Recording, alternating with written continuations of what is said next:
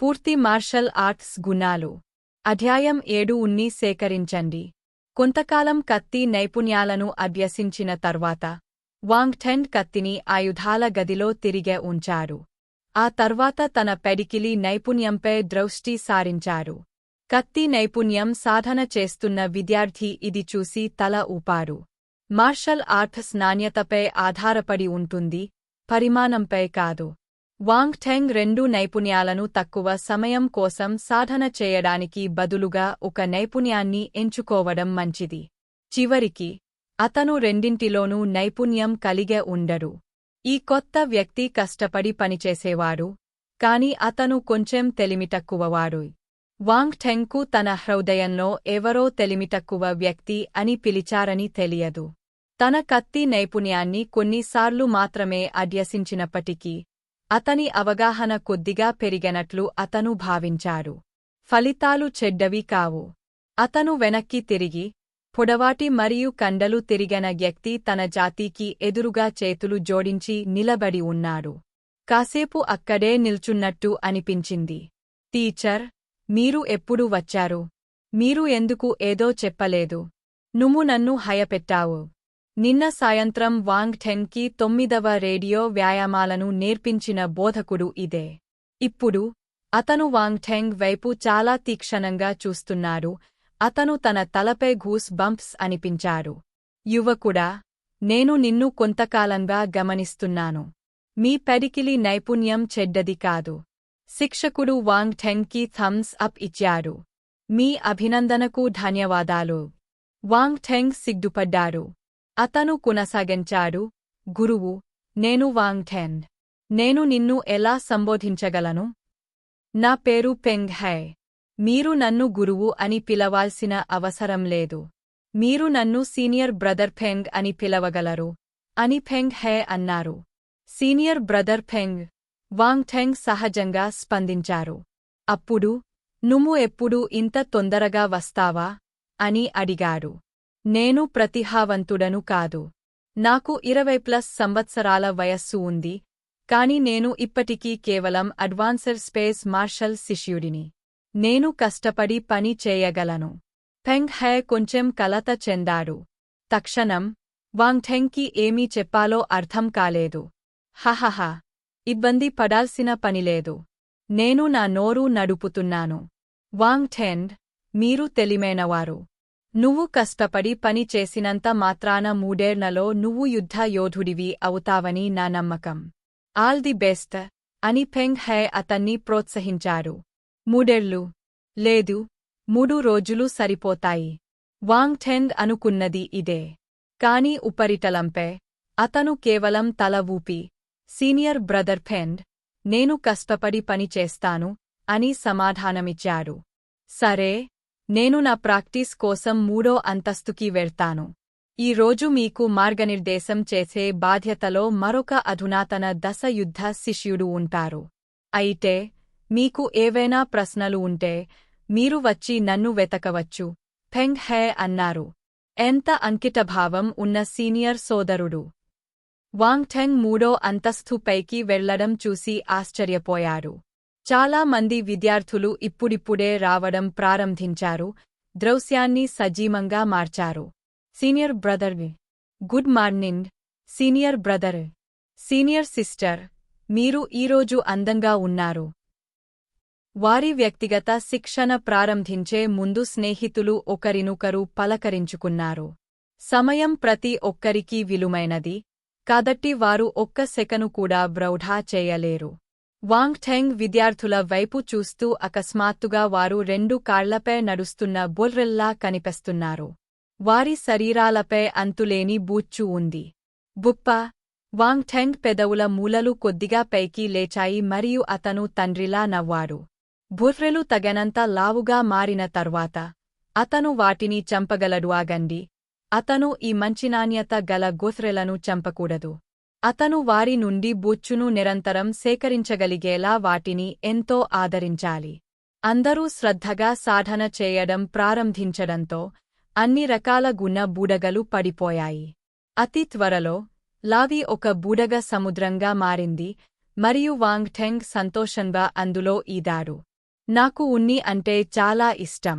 నన్ను కొంత ఉన్ని సేకరించనివ్వండి. లో ఎస్టేస్ అప్డేట్ చేయగడింది. అతను ఈ పాటను బిగ్గరగా పాడటానికి ధైర్యం చేయలేది. అతను కొట్టి చంపబడతాడనే భయంతో. ఆ విధంగా అతను దానిని తన హృదయంలో పాడాడు మరియు నిశ్శబ్దంగా గుణాలను సేకరించాడు. ఇప్పుడు నోటిఫికేషన్లు ఉంటే అది ఇలా ఉంటుంది. తగ్గిన బలం 2, వేగం 6. మీరు దాన్ని ఎత్తుకున్నారు. మీ బలం మరియు వేగం పెరిగింది. Dropped basic fist skill 2. మీరు దాన్ని ఎత్తుకున్నారు. మీ ప్రాథమిక పెడికిలి నైపుణ్యంలో పెరిగింది. పడిపోయిన జ్ఞానోదయం 1, ఫిజిక్ 3. మీరు దాన్ని ఎత్తుకున్నారు. మీ జ్ఞానోదయం మరియు శరీరాకృతి పెరిగింది. గత రాత్రితో పోలిస్తే శనివారం ఎక్కువ మంది శిక్షణ పొందుతున్నారు. వాంగ్ ఠెంగ్ సంభావ్య గుణ బూడగల సంఖ్యను తక్కువగా అంచనా వేశారు. లేదా ప్రతి ఒక్కరూ ఎంత కష్టపడి పని చేస్తారో అతను తక్కువగా అంచనా వేస్తాడని చెప్పవచ్చు. విద్యార్థులు ఎంత కష్టపడి శిక్షణ పొందారో వారు గుణాలను వదులుకునే అవకాశం ఎక్కువ. పాలు పెండినట్లుగా ఉంది. గట్టిగా పెండేస్తే పాలు ఎక్కువ వచ్చాయి. ఒక రోజు మొత్తం అలాగే గడిచిపోయింది మరియు వాంగ్ ఠెంగ్ నిజంగా ఇంటర్మీడియట్ స్టేజ్ మార్షల్ శిష్యుడు అయ్యాడు. అతని బలం, వేగం మరియు శరీరాకృతి అన్నీ ఇంటర్మీడియట్ దశ యుద్ధ శిష్యుడి స్థాయికి చేరుకున్నాయి. అతను ఇప్పుడు మంచి ఇంటర్మీడియట్ స్టేజ్ మార్షల్ శిష్యుడు. ఇంకా అతను తన ప్రాథమిక sword skill, basic fist skill మరియు బేసిక్ ఫుట్వర్క్ కోసం చిన్న సాధన దశకు చేరుకున్నాడు. నైపుణ్యం ఆధారంగా యుద్ధ సాంకేతికత యొక్క అవగాహనను కొన్ని దశలుగా విభజించవచ్చు. ప్రాథమిక అవగాహన, బాగా ప్రావీణ్యం, చిన్న సాధన, పెద్ద సాధన, నైపుణ్యం. బాగా ప్రావీణ్యం పొందిన దశలో యుద్ధ శిష్యుడు యుద్ధ సాంకేతికత యొక్క శక్తిని విప్పగలరు. చిన్న సాధన దశకు అదనపు ప్రయోజనం ఉంటుంది. శక్తి కనీసం రెట్టింపు అవుతుంది. అతను పెద్ద అచీవ్మెంట్ దశకు లేదా నైపుణ్యం కూడా చేరుకున్నట్లయితే యుద్ధ సాంకేతికత యొక్క శక్తి చాలా రెట్లు పెరుగుతుంది. అంతేకాకుండా వాంగ్ ఠెంగ్ ప్రాథమిక బ్లేడ్ నైపుణ్యాన్ని కూడా పొందాడు మరియు దానిని బాగా ప్రావీణ్యం పొందిన దశకు నెట్టాడు. మొత్తానికి ఈరోజు మంచి పంట పండింది. సాయంత్రం, రాత్రి భోజన సమయంలో ఒక రోజంతా ప్రాక్టీస్ చేసిన తర్వాత విద్యార్థులందరూ ఆకలితో అలమటించారు. సర్దుకుని మెల్లగా ట్రైనింగ్ లావి నుంచి వెళ్లిపోయారు. వాంగ్ ఠెంగ్ ఒక మూలలో తన లాభాలను సమీక్షిస్తున్నాడు. నల్ల ఉక్కు ఖడ్గాన్ని చేతిలో పట్టుకుని కాలి నడకతో కత్తి నైపుణ్యాన్ని మేరగించి అటూ ఇటూ తిరిగాడు. అతను తన పొడవాటి కత్తిని ఊపుతూ దానితో గాలిని కత్తిరించాడు. ఈ ఉదయం తన కత్తి నైపుణ్యాన్ని అభ్యసిస్తున్న యువకుడు తన కత్తిని తిరిగి ఇచ్చాడు మరియు ఆయుధాల గది నుండి బయటకు వెళ్తున్నాడు.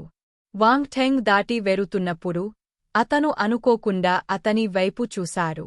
ఇది అతను మూగబోయాడు. అతను ఆవేశంగా కళ్ళు రుద్దుతున్నప్పుడు అతని దవడలు దాదాపు నేలపైకి పడిపోయాయి. తనకు ఏదో భ్రమ ఉందని అనుమానించాడు. అతను బాగా తెలిసిన దశలో లేడు. లేదు, ఇది చిన్న విజయం. ఇది ఖచ్చితంగా చిన్న విజయం. అతని స్వంత కత్తి నైపుణ్యం ఇంకా బాగా తెలిసిన దశలోనే ఉంది. అతను చిన్న విజయాన్ని చేరుకోనప్పటికీ అది ఎలా ఉంటుందో అతనికి తెలుసు. అది ఎలా సాధ్యమైంది? ఉదయం, వాంగ్ ఠెంగ్ ప్రాక్టీస్ చేస్తున్నప్పుడు అతను కేవలం అనుభవం లేని వ్యక్తి. అతని కత్తి నైపుణ్యం చాలా క్రూరంగా ఉంది. ఒక రోజు మాత్రమే గడిచిపోయింది మరియు అతను అప్పటికే చిన్న సాధన దశలో ఉన్నాడు. ఇది జోక్గా ఉందా? ఇది ఒక జోక్ అయి ఉండాలి, సరియైనదా? ఈ ప్రపంచంలో నిజంగా అలాంటి మేధావి ఉన్నాడా? అతను తనను తాను అనుమానించడం ప్రారంభించాడు. ఉదయం, అతను ఈ యువకుడిని వెక్కిరించాడు మరియు అతన్ని తెలివితక్కువవాడు అని పిలిచాడు. వెనక్కి తిరిగే ఆలోచిస్తే అదొక జోక్లా అనిపించింది. ఇది వెర్రి. అతను నిరుత్సాహంగా శిక్షణ లాబీ నుండి బయటకు వెరుతున్నప్పుడు యువకుడు చేదు చెరునవ్వుతో తల ఊపాడు. వాంగ్ ఠెంగ్ ఈ వ్యక్తి ఉనికిని అస్సలు గమనించలేదు. అతను తన బ్లేడ్ నైపుణ్యం, కత్తి నైపుణ్యం, పిడికిలి నైపుణ్యం మరియు ఫుట్వర్క్ సాధనపై పూర్తిగా దృష్టి సారించారు. సెషన్ తర్వాత అతను ఉత్సాహంగా భావించారు. ఫానెత్ దీర్ఘంగా శ్వాస విడిచారు. వాంగ్ టెంగ్ ఆయుధాలను తరిగే ఆయుధాల గదిలో ఉంచారు. అతను అండర్గ్రౌండ్ పార్కింగ్ లాకి వెళ్ళినప్పుడు లాబీ దాదాపు ఖాళీగా ఉంది. అలాగే అతను తన గుణాల ప్యానెల్ను బయపకు తీశారు. జ్ఞానోదయం 28, శరీరాకృతి 52, బలం 455, వేగం 185. మార్టిల్ టెక్నిక్స్, బేసిక్ ఫిజికల్ స్కిల్, చిన్న అచీవ్మెంట్, బేసిక్ ఫుట్వర్క్, చిన్న అచీవ్మెంట్, బేసిక్ స్వోర్డ్ స్కిల్, చిన్న అచీవ్మెంట్, బేసిక్ బ్లేడ్ స్కిల్, బాగా ప్రావీణ్యం కలవారు. నేను ఈ రోజు గొప్ప పురోగతి సాధించాని. వాంగ్ టెంగ్ ఇంటికి వెళ్ళేటప్పుడు సంతోషంగా నవ్వారు. ఇంట్లో లీ షై ఎప్పటిలాగే మంట చేస్తోంది.